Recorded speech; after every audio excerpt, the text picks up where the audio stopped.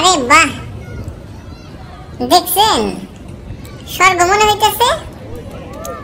এক পাশে ঢেউ, অন্য পাশে আকাশের রং, আর মাঝখানে এত মানুষ, মনে হইতেছে সবাই সুখ করাইতেছে। আমিও ভাবতেছিলাম একটু সুখ করামো, কিন্তু ঢেউ দেখতেছি মনে হইতেছে সুখ না, হাসি কাশি কুড়িয়ে ফেলবো। সত্যি বলি, সমুদ্রের সাথে আমার আলাদা প্রেম আছে। ঢেউ বারবার বলে আবার এসো, আবার এসো। আর আকাশ রং দিয়ে লিখে দিয়েছে, ভালোবাসা ছড়িয়ে দাও সবার মাঝে। কিন্তু সমস্যা, আমি তো একা আসছি, ভালোবাসা ছড়ানোর মানুষ তো সাথে আনি নাই। তাই আপাতত ক্যামেরা কি কইতেছি, আই লাভ ইউ। দেখছেন এখানে সবাই কত আনন্দ লইতেছে, কেউ ঘোড়ায় চড়তেছে, কেউ ঢেউয়ের সাথে যুদ্ধ করতেছে।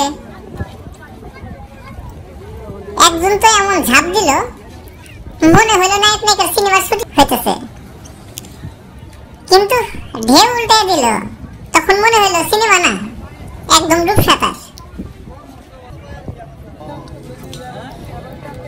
অনেক ঘোরাঘুরি হলো, অনেক কথা হলো আপনাদের সাথে, আপনাদেরকে অনেক কথা বললাম। যাই হোক, মজা হলো অনেক। কিন্তু সত্যি বলতে সমুদ্রের সৌন্দর্য, আকাশের রং, মনটা একদম অন্যরকম। আপনি একদিন আইসেন, নিজের চোখে দেখবেন। ততদিন পর্যন্ত আমি এখানেই রোমান্স আর কমেডি চালিয়ে যাব। কিন্তু ঢেউ আবার ডাকে, আমি পালাবো না, হাসি কাশি নিতে রাজি। আরে দেখেন দেখেন, এটা হলো পতেঙ্গার বীজ। মনে হইতেছে যেন মাইক্রোবাসে বিয়ে বাড়ির যাত্রা আসছে, সবাই নামে ঠেলাঠেলি।